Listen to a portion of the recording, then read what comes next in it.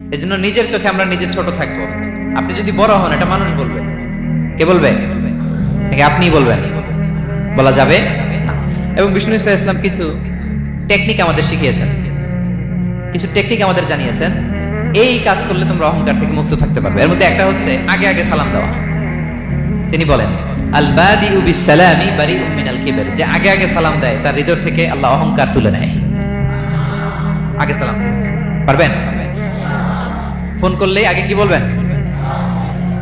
বাসায় ঢুকেই আগে কি বলবেন? স্ত্রীকে আগে সালাম দিবেন, বন্ধুকে আগে সালাম দিবেন, বাসার কাজের লোকটাকে আগে সালাম দিবেন, আপনার ড্রাইভারকে আগে সালাম দিবেন, বাসার দারোয়ানটারে আগে সালাম দিবেন। ফকির একটা আসলে আপনি সালাম দিয়ে ফেলবেন। পারবেন? হৃদয় থেকে অহংকার ফেলে দিবে কে? আগে আগে আমরা সালাম দিব। এবং তার চেয়ে ভয়ঙ্কর কথা হচ্ছে বিষ্ণু ইসলাম বলেন যে লা ইয়াদখুলুল জান্নাতা মান কানা ফি কলবিহি মিসকালু হাববাতি খারদাল মিন কিবর, যার হৃদয়ে সরিষার দানা পরিমাণ অহংকার থাকে, ওই ব্যক্তি কশিনকালেও আল্লাহর জান্নাতে প্রবেশ করার সুযোগ পাবে না। কশিনকালেও পাবে না।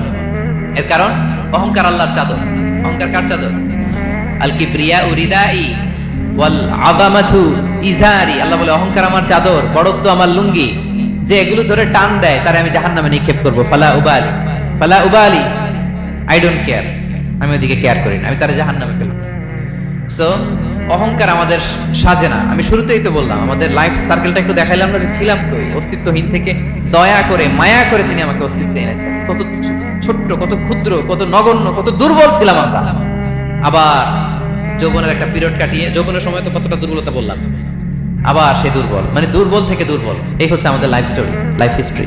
তাহলে অহংকার আমাদের সাজে। অহংকার তার সাজে যার কোনো ক্ষয় নাই, যার কোনো লয় নাই, যার কোনো অভাব নাই। হ্যাঁ, গোটা বিশ্ব তার মুখাপেক্ষী, তিনি কারো মুখাপেক্ষী না, ঠিক কিনা? গোটা বিশ্ব তার কাছে ঠেকা, তিনি কারো কাছে ঠেকা না, ঠিক কিনা? গোটা বিশ্ব তাদের সার্ভাইভালের জন্য তার প্রতি মুখ থুবড়ে পড়ে থাকে, তিনি কারোর জন্য বসে থাকা লাগে। অহংকার সাজে তার। আর এই আল্লাহর অহংকারের চাদর ধরে যে টান দেয়, আল্লাহ বলে ওরা আমি জাহান্নামে ফেলবো, আর তাদেরকে আমি পছন্দ করি না। আল্লাহ তাআলা অহংকারীদেরকে পছন্দ করে না। তাহলে অহংকারকে আমরা না বলে দিব, নো বলবো, নো। আওয়াজ করে বলেন নো। শুধু মুখে মুখে নো নাকি অন্তর থেকে? এই তো আজকের দেওয়ান কুলিয়ার বাইরে ফেলে দিয়েছি আমরা অহংকার। কি বলেন পেনাঙ্গের ভাইরা? আর অহংকার করব? আপনি বিনয়ী হন। মান তাওয়াদা তারাফা। বিষ্ণু বলেন যে নিচু হয় আল্লাহ ওটাই না উঁচু করে। আপনি বিনয়ী হবেন, আল্লাহ তার উঁচু করবে। আর আপনি উঠতে চাবেন, এক থাপ্পড় মেরে জমিনে আল্লাহ মিশাই দিবে।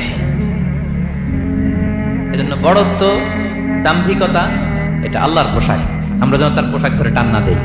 এই পয়েন্টটা কি সবার কাছে ক্লিয়ার?